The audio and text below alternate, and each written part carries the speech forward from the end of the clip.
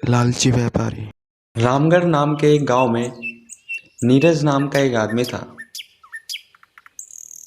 वो एक कंपनी में काम किया करता था।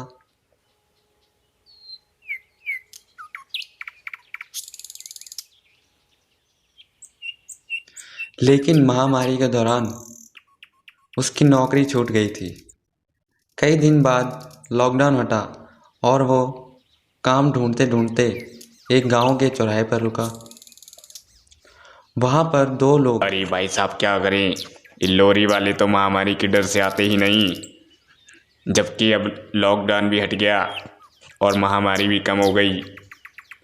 अब हम क्या करें, हमारी फसल का क्या होगा, हमें उधार भी देना है, हमारी फसल को अब शहर कैसे भेजें। तभी नीरज बोला। वैसे भाई साहब, एक कट्टे का कितना पैसा मिलता है? तभी उसमें से एक आदमी बोला, 50 रुपये।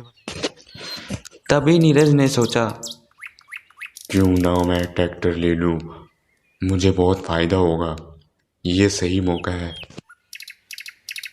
फिर उसने 2 या 3 दिनों में ही एक पुराना ट्रैक्टर ट्रॉली खरीदा। वो लेकर वो सीधा उन आदमी के पास पहुंचा और बोला, चलो भाई साहब, कुछ बोरियां मेरे ट्रैक्टर पर रख दो, मैं आपकी कुछ बोरियां खरीद रहा हूँ। वो दोनों खुश हो गए। दोनों ने बोरियां रखवा दी। नीरज वहां से निकल गया। शहर जाके उसने उन बोरियों को दुगने दाम में बेचा।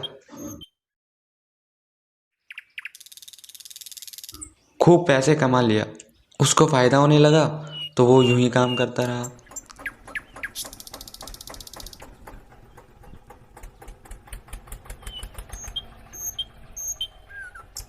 एक दिन नीरज ने सोचा, क्यों ना मैं ज़्यादा बोरियां ट्रैक्टर पर रख कर ज़्यादा पैसे कमा लूँ। इससे मेरी डीजल की भी बचत होगी और ज़्यादा पैसे भी कमा सकूँगा। नीरज कुछ दिन बाद ऐसा ही करने लगा। ट्रैक्टर को ओवरलोडेड करके ज़्यादा पैसे कमाने लगा।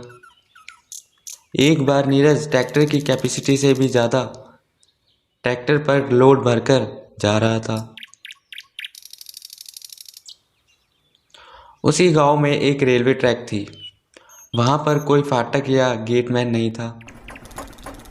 तभी नीरज उसी रोड से जा रहा था। उसका ट्रैक्टर रेलवे पटरी पर फंस गया। उसने बहुत कोशिश की पर ओवरलोडिंग की वजह से उसका ट्रैक्टर बहुत बुरी तरह से फंस गया। तभी दूर से ट्रेन हॉर्न बजाते हुए आ रही थी।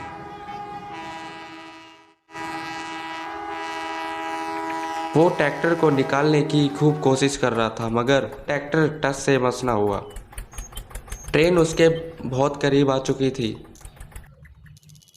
तभी वो वहां से कूदकर भागा और ट्रेन ने ट्रॉली को टक्कर मार दिया।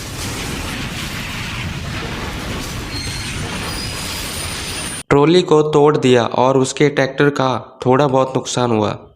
सभी लोग आवाज़ सुनकर वहां आए और नीरज को बहुत धमकाया। नीरज को बहुत पछतावा हुआ। उसने सोचा, मेरे लालच की वजह से मेरे साथ क्या हो गया। इस कहानी से हमें यही शिक्षा मिलती है कि हमें जितना मिला है हमें उसी में खुश रहना चाहिए। हमें मेहनत करनी चाहिए और लालच नहीं।